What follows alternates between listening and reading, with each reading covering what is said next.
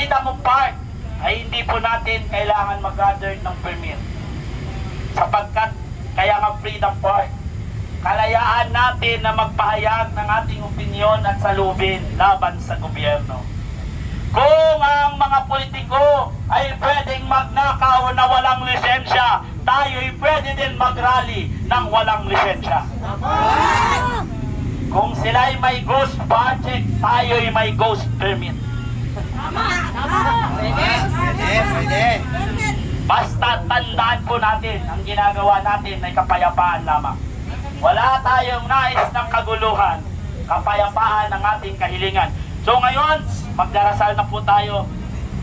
Okay, let's pray. Bigay po natin ang ating presensya sa Panginoon. Panginoon, maraming salamat po sa hapong itong ipinagkaloob mo sa bawat isang naririto upang harapin ang tunay na problema ng aming lipunan, Panginoon. Alam ko, Panginoon, sa oras na ito, ikaw ay nasa kalagitnaan ng bawat isa.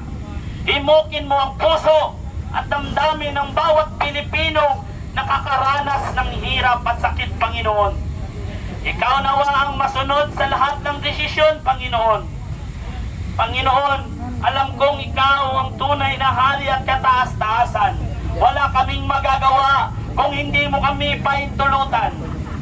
Panginoon, sundin mo ang kalooban at tinig ng mga ordinaryong Pilipino. Pakinggan mo, Panginoon, at ipasok mo sa aming mga buhay ang iyong mga desisyon. Alam namin na ikaw ang aming hari, Panginoon, at ikaw ang masusunod sa lahat naming galaw. Panginoon, buksan mo ang mga puso ng aming mga kasalanduhan at kapulisan. Ganon din po ang aming mga malinatitira pang politikong hindi magnanakaw, Panginoon. Gisingin mo ang mga puso at diwa nila, Panginoon. Ikaw po ang maghari sa kanila, Panginoon. Diktahan mo sila, Panginoon, kung ano ang nararapat para sa bayang ito, Panginoon. Huwag kang papayag, Panginoon, na hindi po wala pong managot sa bansang ito, Panginoon. Ikaw po ang hari at alam po namin ayaw mo rin po ng pagdanakaw ayon sa iyong utos. Pero subalit, Panginoon, kahit alam namin, nakikita mo ang lahat na nangyayari sa aming lipunan. Gabayan mo ang bawat isang nakipaglaban para sa ating inang bayan, Panginoon. Ikaw po ang maghari at sumunod nawa ang bawat Pilipino sa iyo, Panginoon. Pakinggan ang iyong boses, tawag ng iyong pangalan, Panginoon. Ikaw ang maghahari sa buhay ng bawat isa. Ang lahat ng pasasalamat namin at tinataas namin sa iyo. Sa pangalan ng aming Panginoong Yesus. Amen.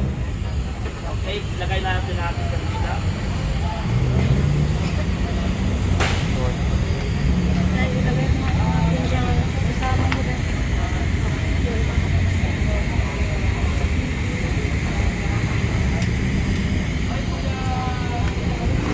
Ayan mga kababayan, ang pinagsasabi ka rito, mga baliw kayo. I-wait ko lang yung take na information na tayo ang pinapaalam. Habang ako tumakalike ko tayo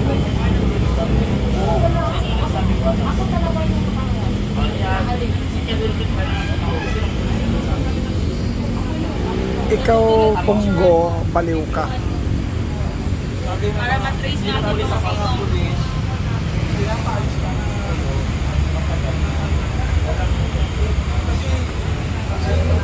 Ang lipi po ng pulis yan. Ngayon ang tanong. Kaya nga. Picturean mo. Okay, kung ano pa man yan, hindi na natin kailangan magtalo sapagkat isa lamang po ang ating paninindigan. Itong Freedom Park ay boses ng mga Pilipino at para sa bayan. Kung ito ay gastos ng gobyerno at sambayan ng Pilipino, ibig sabihin lahat ng Pilipino ay pwedeng gamitin ito at walang pinong pwedeng pumigil. Tama!